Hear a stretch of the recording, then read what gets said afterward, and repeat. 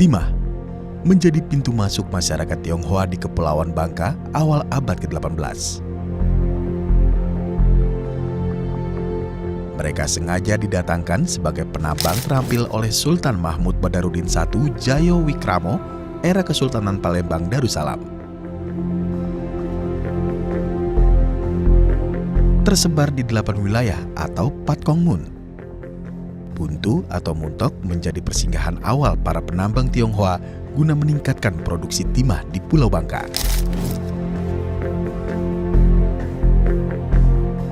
Nah, pada awalnya Sultan mendatangkan orang-orang Tionghoa itu tidak langsung dari daratan Cina, tetapi dia datangkan dari Vietnam, Laos, Kamboja, kemudian Semenanjung Malaka, dari Johor, dari Siantan. Nah, dia datangkanlah orang-orang Tionghoa yang merupakan keluarga dari istrinya. Sebab istri Sultan itu, Zamnah, itu adalah putri dari Wance Abdul Jabbar atau cucu Lim Tau Kian, ya, orang Tionghoa yang menjadi bangsawan di Johor. Nah, Inggris itu mendatangkan orang-orang Tionghoa dari Kanton, yang orang-orang dari Kanton itu ditempatkanlah di Mentok, kemudian sebagian di Belinyu dan sebagian di Jebus. Wilayah penempatannya itu pada masa Inggris 1812 sampai dengan 1816. Hakka itu yang paling banyak, dominan di Bangka, yang kita kenal dengan sebutan orang-orang Kek ataupun orang-orang Kija. Nah, mereka ini di wilayah asalnya adalah kerja-pekerja yang ulet, yang tangguh lah, ya. Kehidupannya seperti itu.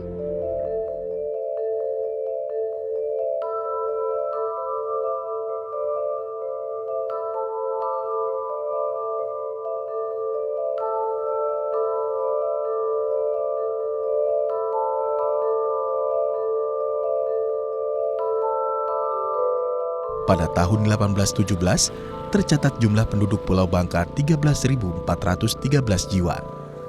Bangkasen atau penduduk lokal 5.751 jiwa.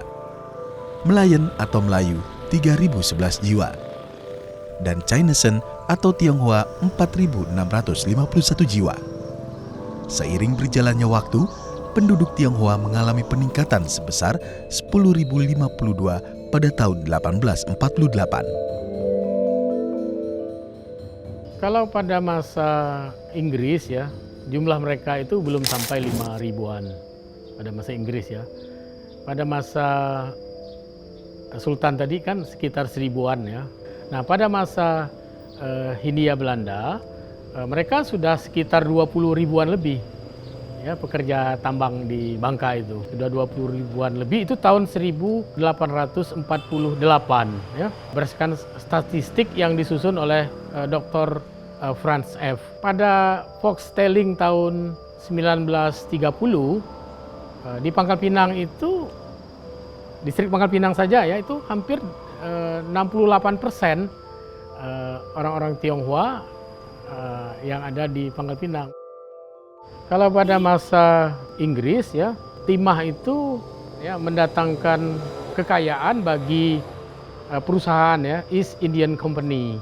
Kalau pada masa Sultan, timah itu menjadi sumber kekayaan Kesultanan Palembang Darussalam. Jadi bangunan-bangunan utama di Kesultanan Palembang, mulai dari istana, ya, istana Kesultanan, baik itu yang di Kuto Besak, di Beringin Janggut, ya, itu dibangun melalui uang timah, ya.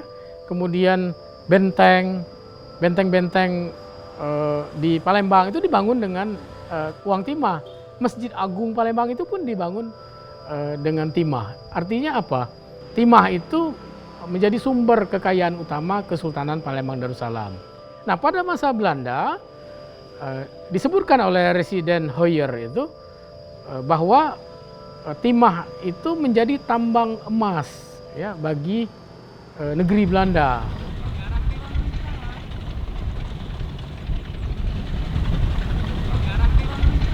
Kalau timah itu ya bagi masyarakat Bangka, dia membentuk peradaban Bangka.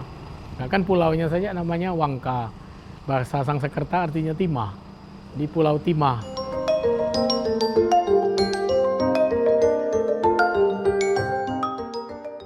Monopoli Belanda akan timah melalui kebijakan Tinrehlemen tahun 1819 menimbulkan gejolak di masyarakat.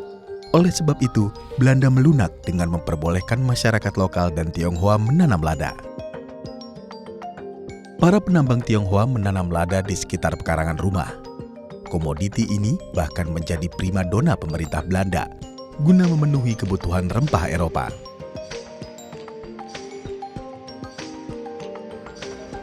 Nah, pemerintah Belanda mulai sadar agar tidak muncul lagi perlawanan dari rakyat Bangka itu. Pemerintah Hindia Belanda mulai memperhatikan sedikit kesejahteraan bagi penduduk Bangka. Jadi mulailah diperbolehkan mereka menanam lada, menanam sahang itu ya.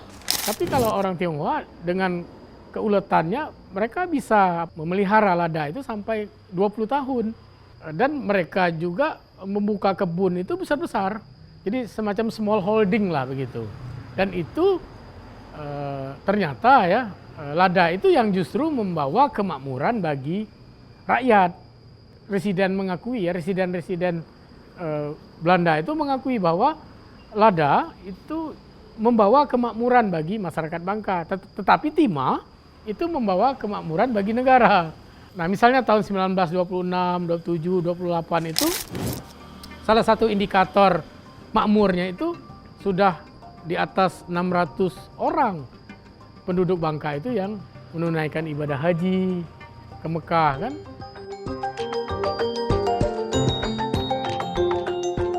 Kini, lada tak lagi diminati, lantaran kurang menguntungkan secara ekonomi jika dibandingkan produk lainnya.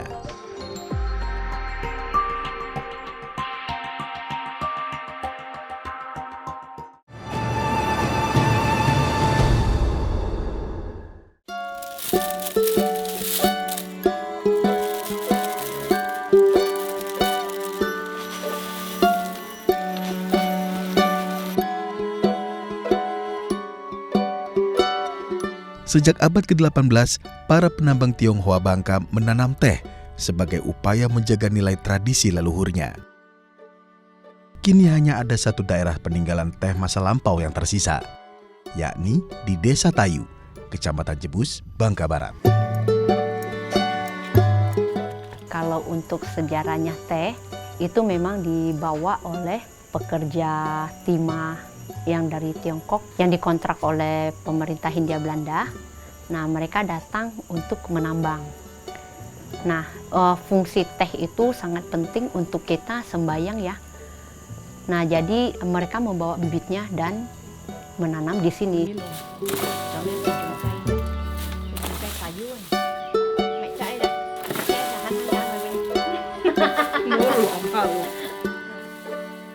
Kalau di teh ini, nah mereka memang ya jadi memang diwariskan satu profesi. Dan kebetulan kalau di sini ini satu kampung, satu dusun gitu. Mereka memang dulunya 80%, sekarang udah tinggal 15%.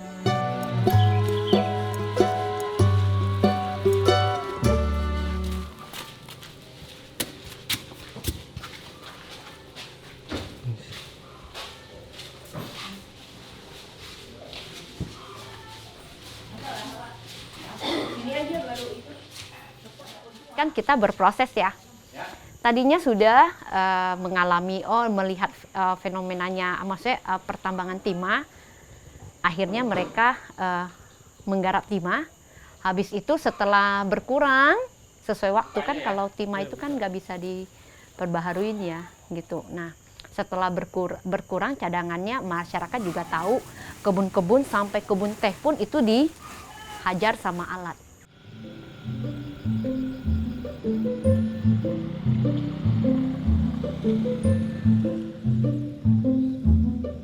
Begitu timahnya turun harga, ini mulai turun lagi. Nah, ini memang permasalahan di Bangka Belitung ya. Nah, sekarang pilih mau yang instan atau yang bertahan. Karena loh, kita ada punya bukti loh, 150 tahun, berapa generasi? Ya, kita bilang kalau umur kita sekarang usianya 60 tahun, at least kita tanam 2-3 generasi kan? Nah, ini yang kecil. Mantap. Mantap. Tapi saya bilang, kalau misalnya saya orang Tayu, kita kan sudah ada kebunnya, kita kan tinggal meneruskan.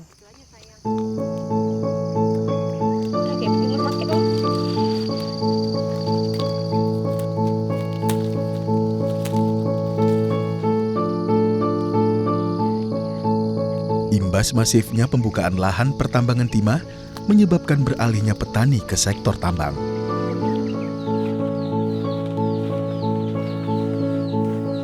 Meski terancam punah, segelintir masyarakat Tionghoa di Desa Tayu tetap teguh dan konsisten melestarikan teh Tayu agar tak hilang ditelan zaman. Menjaga keseimbangan alam demi mewariskan budaya leluhur kepada generasi mendatang. Jadi mereka melihat perubahan dan memang kan kita di sini kalau mau tunggu timah kan nggak bisa. Akan gitu, pekerjaan lain apa? Saya bilang loh, kenapa enggak? Udah turun-temurun. Yang ada di depan mata. Terus kayak orang tua mereka masih bisa membantu loh. Ini sangat baik adalah sekarang kan anak muda nih, diterusin anak muda mengsangrai, metik. Begitu memilih, orang tua masih bisa bantu buat ngeluangin waktu mereka. Satu bukti teh yang tetap eksis adalah begitu tanaman teh ditinggal, itu kan tinggal semak-semak. Mereka mau garap lagi, tinggal dibersihkan, tinggal dipupuk, tinggal pruning, kan tinggal panen lagi. Dan itu pohonnya kan nggak mati. Itu kenapa saya bilang, karena kita punya teh yang 150 tahun. Masih ada, kembali digarap. Nah itu kan satu hal yang ya itulah harus dilestarikan. Tapi maksud saya gini, dilestarikan tapi kan punya nilai ekonomis, kan gitu. Melalui Dayang Nursery Garden, Sugiakam menggaungkan kembali teh Tayu sebagai the heritage tea kepada halayak luas. Memadukan budaya minum teh dengan kearifan lokal budaya setempat. Saya debut pertama itu, orang taunya teh bangka. Teh bangka orang taunya teh jebus. Orang nggak tahu itu sebenarnya ada di Tayu, di dusun Tayu. Jadi saya bikinlah teh Tayu the heritage tea. Gitu. Saya debut, saya bikin standing pouch. Pecinta teh itu tetap ada gitu. Jadi saya bilang, orang di Inggris bisa jual mahal minum teh seperti itu. Kita sini memang udah terbiasa minum teh Tionghoanya orang Bangka. Kenapa kita enggak bikin satu rumah teh tapi terjangkau dengan memadukan kuliner-kuliner kita. Justru dengan ini satu cara lebih melestarikan tapi sesuai perkembangan zaman.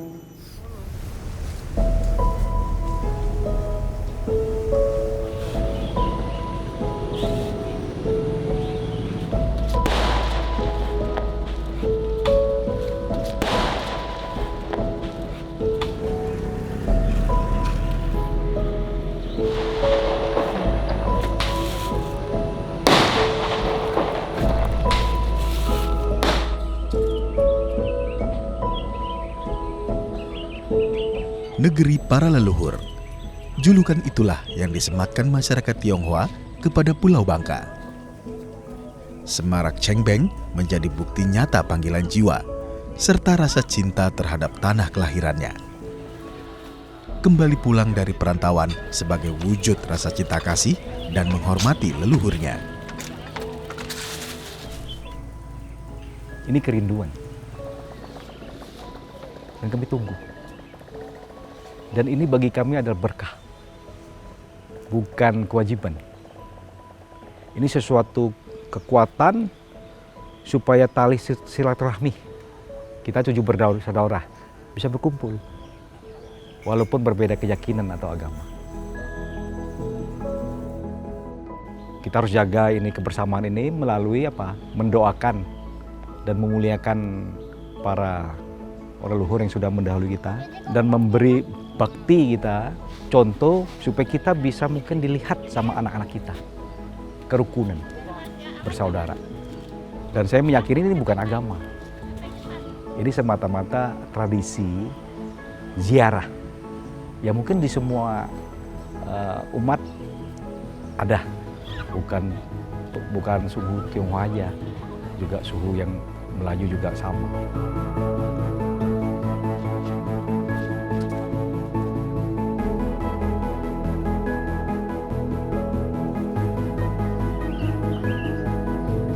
Tradisi ini sangat baik, ziarah ke kubur ini, bukan dalam arti ritual yang sesuatu yang tahayul itu yang kita bawa. Tetapi karena ini bukan agama, ini ada tradisi yang saya lihat setelah saya terdidik ini, saya meyakini ini suatu hal yang harus kita lestarikan.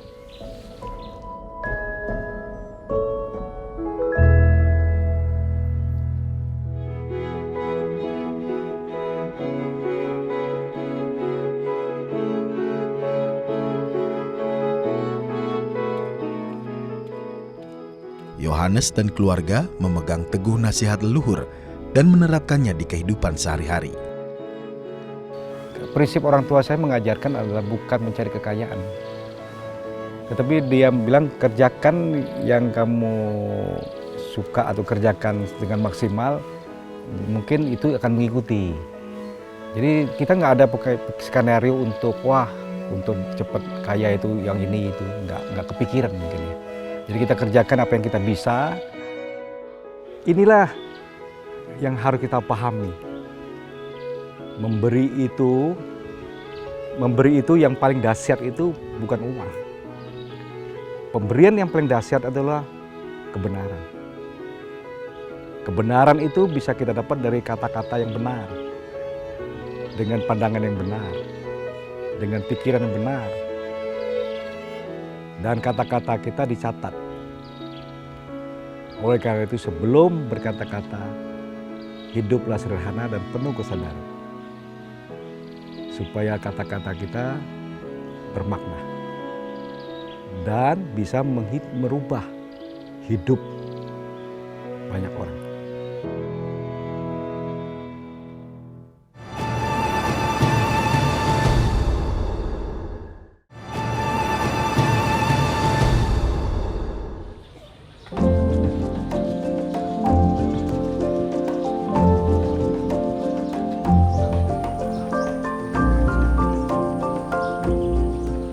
Pemakaman Yayasan Sentosa Pangkal Pinang atau Chunghwa Kung Muyen menjadi lokasi yang paling ramai dikunjungi masyarakat Tionghoa dari berbagai daerah saat momen Cengbeng. Sedikitnya 13.000 makam memenuhi area seluas 19,9 hektar yang didirikan oleh Yap Sofun, Chen Ahui, Yap Tien Tiam, dan Lim Suician. Pemakaman terluas di Asia Tenggara tersebut mulai dibangun tahun 1935 atas hibah tanah keluarga Wen. Menjadi representasi eksistensi masyarakat Tionghoa di Pulau Bangka sejak lama. Semua orang yang memiliki leluhur dia harus menghormati makam leluhurnya. Dia harus pulang dari berbagai penjuru dunia, dia harus pulang dalam rangka menghormati leluhurnya, nenek moyangnya. Nah, baik dari Eropa, dari Amerika, dari Australia, dari Asia.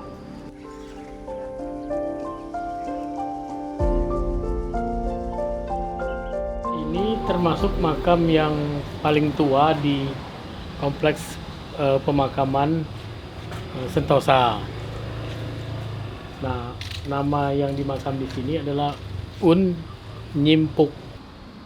Nah, keluarga Un atau keluarga Bun inilah yang menyumbang tanah makam ini.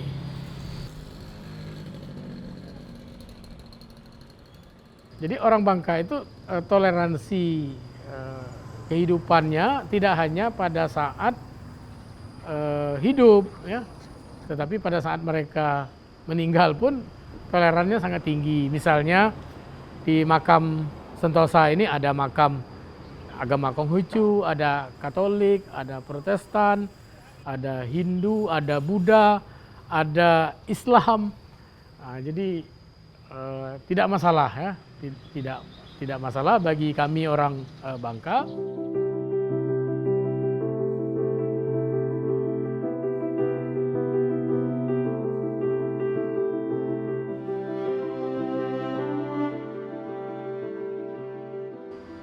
Salah satu yang menarik ya, orang-orang Tionghoa itu ikut berperang melawan Belanda ya, bersama-sama dengan Depati Amir. Hampir sekitar 5.000 orang Tionghoa ya, ikut berperang melawan Belanda. Ya. Beberapa tokohnya kan seperti Ngui Kijan ya, kemudian Ko Susui, kemudian ada Kapitan Cina juga Un Beng Hui ya, Kapitan Cina di Batu Rusa. Dan mereka ikut dihukum bersama Depati Amir. Ada yang dibuang ke Banyuwangi, ada yang dibuang ke Probolinggo, ada yang dibuang ke Kupang, ada yang dibuang ke Manado. Itu tidak terungkap ya di dalam catatan sejarah nasional.